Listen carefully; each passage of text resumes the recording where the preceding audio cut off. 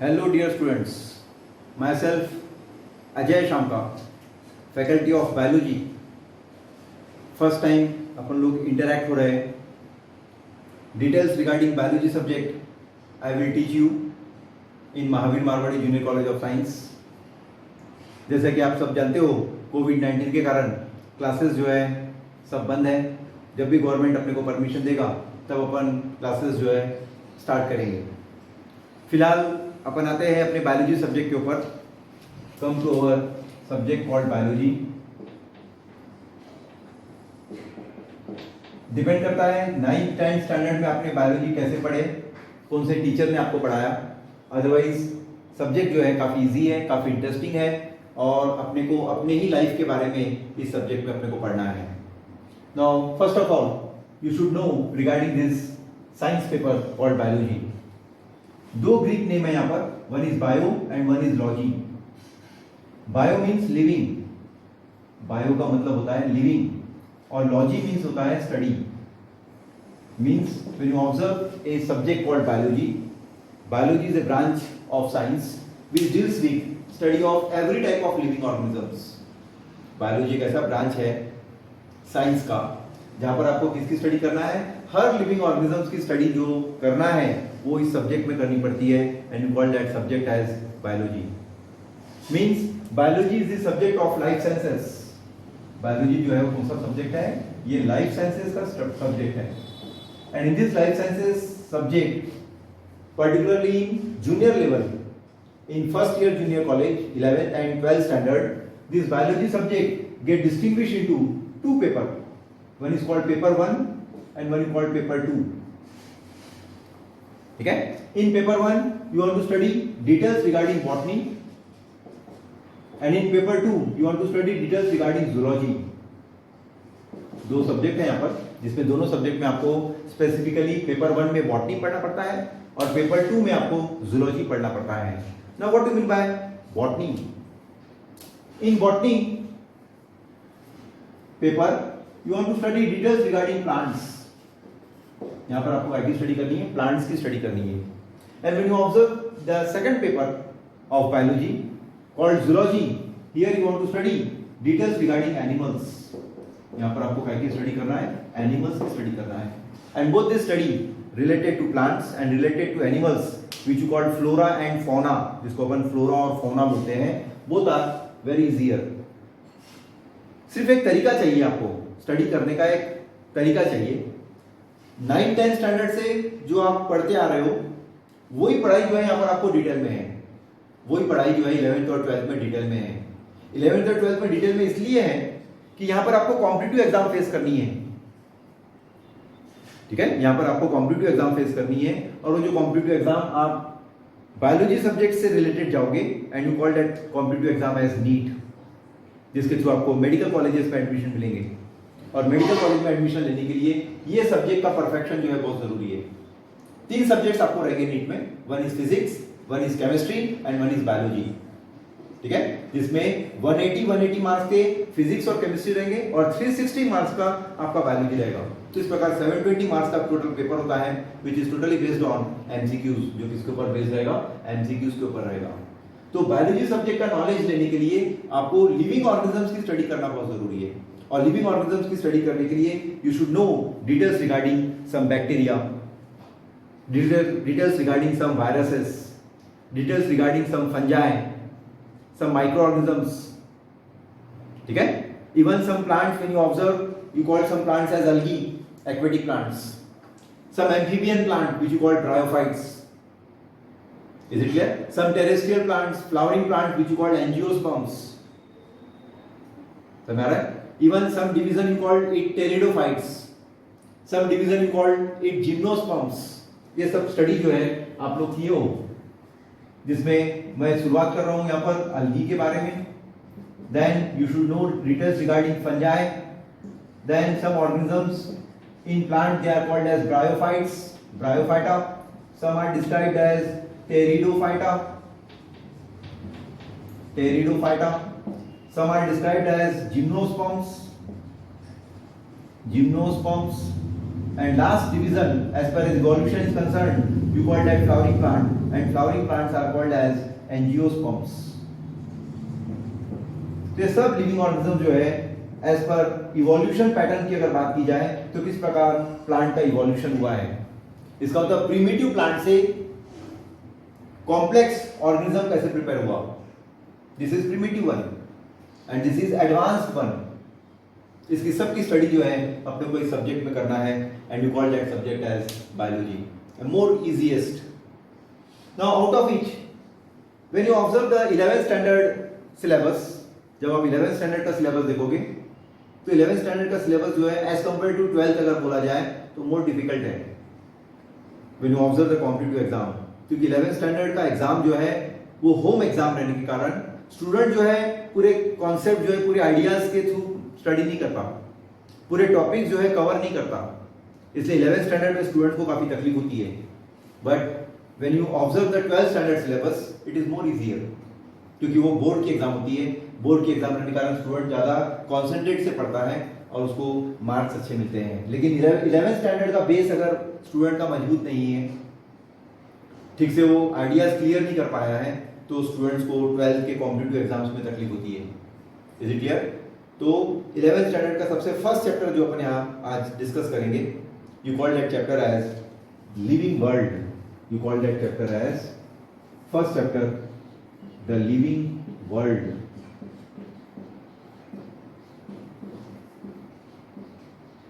This is first chapter of our 11th standard book. Either you may follow a NCERT book or you may follow a Maharashtra State Board book. The chapter remains same, living world. लेकिन Covid के कारण कुछ syllabus जो है 25 to 30% syllabus जो है वो reduce हुआ है। उस 25 to 30% सिलेबस जो रिड्यूस हुआ है उसमें आपको यहाँ पर सिर्फ लिविंग वर्ल्ड के कैरेक्टरिस्टिक फीचर्स पढ़ना है। इस चैप्टर में आपको क्या पढ़ना है?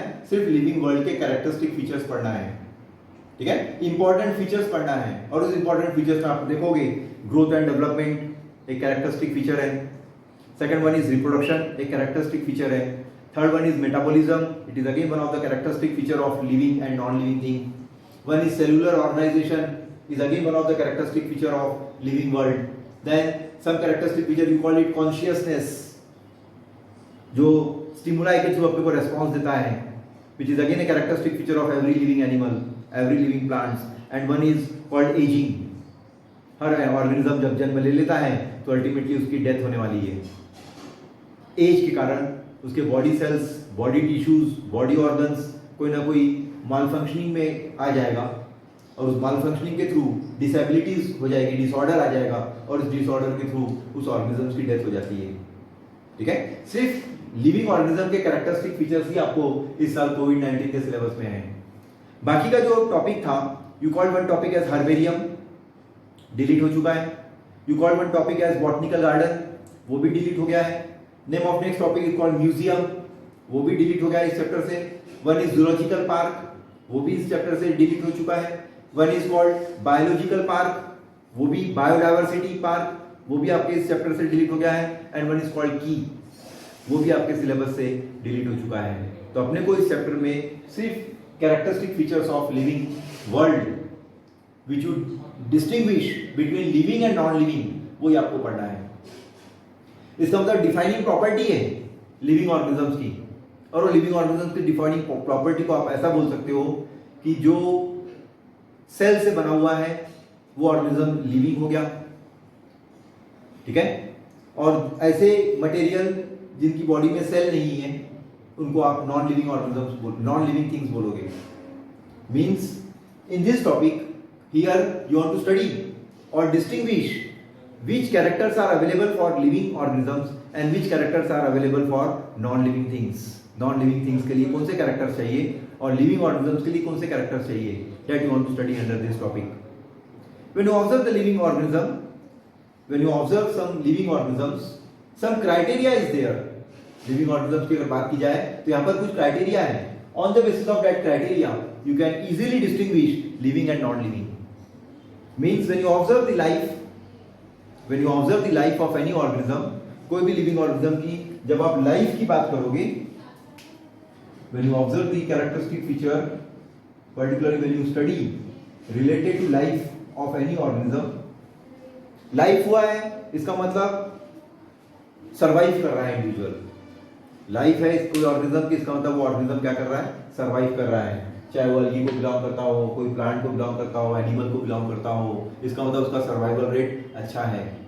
भले वो सर्वाइवल रेट कुछ मिनट जिंदगी जीता हो ऑर्गेनिज्म, कुछ डेज जिंदगी जीता हो, कुछ वीक जिंदगी जीता हो, इवन कुछ ऑर्गेनिज्म कुछ मंथ जिंदगी जीते हैं, और even you call some organism they survive for annual, you may call that organism as annual organism, annual plants, annual animals which survive up to 1 year, biennial organisms, biennial plants which survive at least for 2 or 3 years, and you call some animal as perennial animals, perennial plants survive more than 15, 20, 30 years।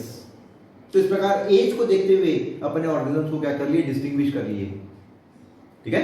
You called some as annual, some as biannual and some as perennial, depend करता है कि उसका life span जो है animal का, organism का कितना है। On the basis of that some characteristic features of life is there, उसके हिसाब से लाइफ के कुछ कैरेक्टरिस्टिक फीचर हैं।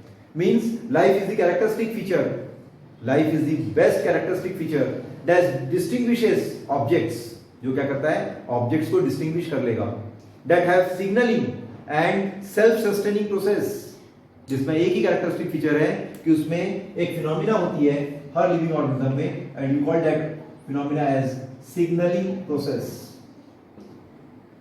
हर ऑर्गेनिज्म जो लाइफ जिंदगी है उसमें सिग्नल्स मिल रहे हैं उसको, और उस सिग्नल्स के थ्रू ऑर्गेनिज्म का सर्वाइवल रेट अच्छा है, and it has its own self sustaining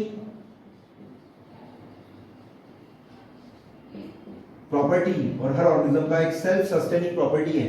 self sustaining property means, self sustaining process means ऐसी प्रोसेस जिससे एक स्पेसिफिक ऑर्गेनिज्म को सरवाइव करने के लिए क्या क्या चीजों की जरूरत पड़ेगी वो ऑर्गेनिज्म बराबर उसको यूज कर लेगा। From those that do not, और कुछ ऑर्गेनिज्म ऐसे हैं जिनके पास ये भी नहीं है, क्योंकि because such functions have death, क्योंकि कुछ ऑर्गेनिज्म ऐसे हैं जिनकी डेथ होने वाली है या डेथ हो गई है, ठीक है। और जो ऑर्गेनिज्म की डेथ हो गई है इसका मतलब उनमें ये प्रोसेसिंग हो पाएगी क्या, उनमें सिग्नल्स मिलेंगे क्या ऑर्गेनिजम्स को, वो ऑर्गेनिज्म में सेल्फ सस्टेनिंग प्रोसेस हो पाएगी क्या, नहीं हो पाएगी। इसका मतलब ये हुआ सॉरी इसका मतलब ये हुआ कि डिफाइनिंग प्रॉपर्टी की बात की जाए लिविंग ऑर्गेनिजम्स की, हर कोई भी लिविंग ऑर्गेनिजम्स की डिफाइनिंग प्रॉपर्टी की अगर बात की जाए तो it is the property present in all living organism.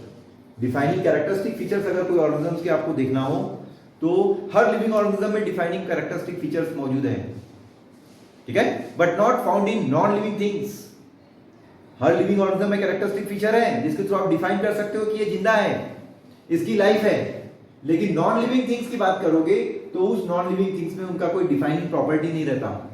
आप देखकर ही बता सकोगे कि ऑर्गेनिजम्स जो है वो जिंदा नहीं है, वो ऑर्गेनिज्म जो है वो नॉन लिविंग है, वो क्या है, नॉन लिविंग है। तो कुछ इंपॉर्टेंट फीचर्स क्या है, now what are the important features,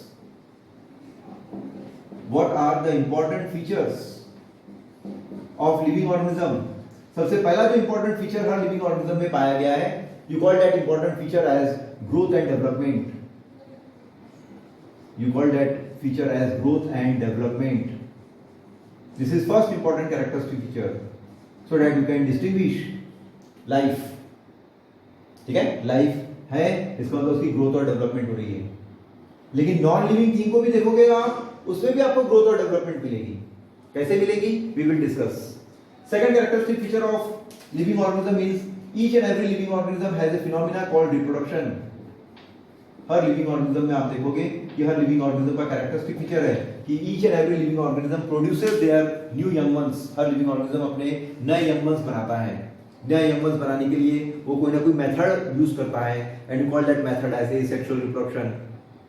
sexual reproduction जिसके through ultimately new young ones जो है नेचर में फॉर्म होते जाएंगे। Third characteristic feature of living organism is they have a phenomena called metabolism. उनमें फिनोमेना होगी और वो फिनोमेना को बोला जाएगा metabolism. Name of next characteristic feature of living organism is they have its own cellular organisation. हर living organism में एक स्टेप होगा and you call that step as they have their own cellular organisation. Name of next characteristic feature of living organism is each and every living organism follows a phenomena called consciousness. हर living organism एक phenomena follow करेगा और उस phenomena को क्या बोला जाएगा? Consciousness. And last one, each and every living organism want to have a phenomena called ageing. And once ageing will occur, a death takes place. उस ऑर्गेनिज्म की अल्टीमेटली क्या हो जाएगी? डेथ हो जाएगी. तो ये बेसिक कैरेक्टरिस्टिक फीचर्स को अगर आप डिस्क्राइब कर लो तो आपके पास डिफाइनिंग प्रॉपर्टी आ जाएगी कि ऐसे कौन से रीजंस है जिसके थ्रू आप लिविंग और नॉन लिविंग को डिस्टिंग्विश कर सको on the basis of this characteristic feature. One is growth and development, one is reproduction, one is metabolism, one is cellular organisation, one is consciousness and last one is ageing और death. These are the special characteristic feature which easily distinguish living and non-living things.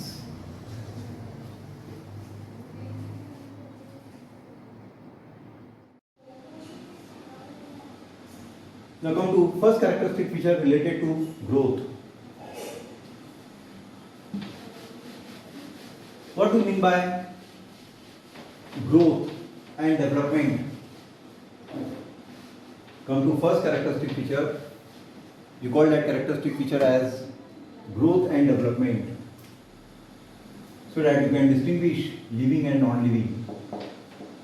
Growth and development. This is also one of the criteria which can distinguish living and non-living. अगर आप कुछ questions recall करने की बात करोगे, कुछ questions अगर आप रिकॉल करते हो तो यू शुड नो समथिंग. ठीक है. सबसे पहला क्वेश्चन है, what is the difference between living and non living? First question is, what is the difference between living and non living things? क्या बोलोगे आप आंसर? आपको बोलना पड़ेगा लिविंग थिंग्स और नॉन लिविंग थिंग्स में एक बेसिक डिफरेंस ये है कि कोई भी लिविंग ऑर्गेनिज्म है तो उनमें आपको ग्रोथ और डेवलपमेंट मिलेगी. वो लिविंग ऑर्गेनिज्म में रिप्रोडक्शन होगा, लिविंग ऑर्गेनिज्म में मेटाबॉलिज्म होता है, लिविंग ऑर्गेनिज्म में सेलुलर ऑर्गेनाइजेशन होता है. But when you observe the non living things, all this steps are missing. ये सब स्टेप्स जो है मिसिंग है. इसका मतलब लिविंग और नॉन लिविंग को आसानी से अपन डिस्टिंग्विश कर सकते हैं. एक और क्वेश्चन आप पूछ सकते हो, analyst the characteristic features of living organisms. Analyst the characteristic feature of living organism. कोई भी लिविंग ऑर्गेनिज्म के कैरेक्टरिस्टिक फीचर्स क्या हैं? तो कोई भी लिविंग ऑर्गेनिज्म का आप देखोगे तो these are the important features of every living organism. This is again one of the major recall methodology which is generally studied in high school studies. High school studies में आप लोग ये सब चीजों के फिनोमिना जो है ऑलरेडी देख चुके हो. एक क्वेश्चन और पूछ सकते हो आप. क्या पूछ सकते हो? Whether all organisms are similar. Nature में जितने भी ऑर्गेनिजम्स है क्या वो सिमिलर है? क्या पूछा मैंने आपको? Whether all organisms are similar. क्या बोलोगे आप? नेचर में जितने भी ऑर्गेनिजम्स है वो सिमिलर नहीं है. नेचर में हर ऑर्गेनिज्म जो आपको अवेलेबल मिलेंगे, कोई भी हैबिटेट में ग्रो हो रहे हो, there is a big difference. हर ऑर्गेनिज्म का शेप देखिए, हर ऑर्गेनिज्म का साइज देखिए, कोई भी ऑर्गेनिज्म में आपको सिमिलरिटी नहीं मिलेगी. There is no similar characters in each and every living organism. There is a vast difference in each and every organism. Size में देख लो, शेप में देख लो, टोटल क्वांटिटी में देख लो, उनके हैबिटेट में देख लो, हर ऑर्गेनिज्म के स्ट्रक्चर में आपको चेंज मिलेगा. इसलिए कोई भी ऑर्गेनिज्म आज की तारीख में सेम नहीं है, सिमिलर नहीं है. There is a big difference in each and every living organism. Now come to our topic called growth and development. When you observe the growth and development, every living organism undergoes a regulated growth. हर living organism क्या undergo कर रहा है? Each and every first point is every living organism shows regulated growth. Every living organism shows a regulated growth. अब देखिए कोई भी animal का एग्जांपल लीजिए. Take one example of lion, take one example of ant, take one any plant belonging to rose, take any plant belonging to hibiscus, या including human being. देखिए आप, हर लिविंग ऑर्गेनिज्म में ग्रोथ हो रहा है, लेकिन एक रेगुलेटेड ग्रोथ है, एक फिक्स प्रोपोर्शनेट ग्रोथ है. किसी ने आपको रैट बोला तो आपको समझ में आ जाएगा कि रैट मीन्स वो किस टाइप का जानवर होगा। आप रैट को कंपेयर मत कीजिए जिराफ के साथ में, रैट को कंपेयर मत कीजिए एलिफेंट के साथ में। रैट बोला किसी ने, आपको समझ में आया रैट या कैट, तो आपको उसका पिक्चर समझ में आ जाता है, क्योंकि उसकी ग्रोथ कैसी है, रेगुलेटेड है। This is the first characteristic feature of every living organism. Then individual cells are prepared. Second one, when you observe every living organism, individual cells are prepared by every living organism. हर living organism जो है एक cell से बना हुआ है। Individual cells are prepared by every living organism and they become, individual cells are prepared by every living organism, individual cells are prepared bye organism. Her organism जो है वो सेल से बना हुआ है, ठीक है। डिपेंड करता है कि वो सिंगल सेल से बना हुआ है बॉडी या ग्रुप ऑफ सेल से बना हुआ है। इजीली आप डिस्टिंग्विश कर लोगे, अगर सिंगल सेल से बना हुआ है you call that organism as unicellular organism. Group of cell से बना हुआ है तो you call that organism as multicellular organism, ठीक है। और इंडिविजुअल सेल से अगर प्रिपेयर हो रहा है तो अल्टीमेटली उसमें क्या होगा, डिवीजन होगा। डिवीजन होने के कारण ultimately they are larger in size. Every living organism once a growth and development occur, आप देखिए हर ऑर्गेनिज्म का ग्रोथ और डेवलपमेंट हुआ तो उसका साइज भी धीरे धीरे क्या होगा, बढ़ेगा। Every living organism have their own growth and development and on the basis of that growth and development every organism have change their size and shape. 2 महीने का बच्चा बोले तो 2 महीने के बच्चे की आपको ग्रोथ समझ में आ जाएगी। आप वही बेबी को 8 इयर्स बाद देखिए, आपको उस ऑर्गेनिज्म में ग्रोथ मिलेगी। क्यों हो रहा है ऐसा? Due to a phenomena called cell division. Body के सेल्स जो है वो डिवाइड हो रहे हैं, मल्टीप्लाई हो रहे हैं, and that multiplication is done by phenomena called mitosis, and that mitosis helps to divide and redivide. इसका मतलब एक और कैरेक्टरिस्टिक फीचर हुआ है कि ऑर्गेनिज्म अगर है तो उसमें एक्यूमुलेशन होगा सेल्स का। सेल्स का एक्यूमुलेशन होगा मींस सेल्स मल्टीप्लाई होते जाएंगे, सेल्स डिवाइड होते जाएंगे by process called mitosis, so that a body size and shape increases. Body का साइज और शेप जो है इंक्रीज होगा। Means one more characteristic feature you will observe, when you observe the living organism there is increase in mass। कोई भी living organism की बात की जाए तो उस ऑर्गेनिज्म में मास जो है बढ़ेगा, वेट ऑर्गेनिज्म का बढ़ेगा। सेल्स बढ़ रहे हैं तो नेचुरली उनका मास बढ़ेगा। Even it increases number of, it also increases the number of cells including individuals। It also increases number of individuals once a growth and development occur। जैसे कोई ऑर्गेनिज्म की ग्रोथ और डेवलपमेंट चालू हुई कि वो क्या करेगा, इंक्रीज करेगा, टोटल इंडिविजुअल्स में भी इंक्रीज हो जाएगा। But when you distinguish that organism particularly related to plants and animals, अगर उस ऑर्गेनिज्म को अगर आप डिस्टिंग्विश कर रहे हो, प्लांट्स की स्टडी कर रहे हो, एनिमल्स की स्टडी कर रहे हो, तो there is some basic difference. Plants में जो ग्रोथ होता है, that growth is continuous throughout life. When you observe the plant, the growth is continuous throughout life। Growth is continuous throughout life। This is the characteristic feature of plant। हमेशा बढ़ता जाएगा, 40 साल का हो जाए, 50 साल का हो जाए, उसके वेजिटेटिव पार्ट्स, उसके reproductive parts, always you will observe there is a growth continuous throughout life। But when you observe animal, एक स्पेसिफिक एज तक ही आपको उसकी ग्रोथ मिलेगी। When you observe the animal, the characteristic feature of animal is the growth is observed। Growth is observed only at specific age। Only at specific age you will observe there is growth। So these characteristic feature helps that growth and development occur only in living organism। But when you observe non-living things, in non-living things also you will observe growth। यहाँ पर जो growth हुई है वो internal growth हो रही है।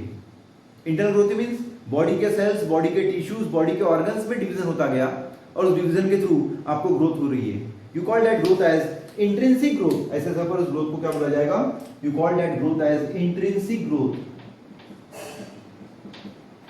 Intrinsic growth, ऐसी ग्रोथ जो बॉडी के इनसाइड हो रही है, you call that growth as intrinsic. ठीक है, intrinsic growth is that growth which occurs inside the body, which occurs inside the body. उसी प्रकार एक ग्रोथ को बोला जाएगा extrinsic growth, you called one growth as extrinsic growth. Extrinsic growth means a growth which occur from outside. Outside means suppose when you observe a snow, अपन गर्मी के समय में आइस गोला खाते हैं, आइस गोला में भी ग्रोथ होता है। एक बिग आइस को रप्चरिंग करता है, वो प्रोसेस को क्रैश करता है, क्रैश करके स्नो का बॉल जो है धीरे धीरे धीरे धीरे बढ़ता है, वो भी ग्रोथ हुआ है।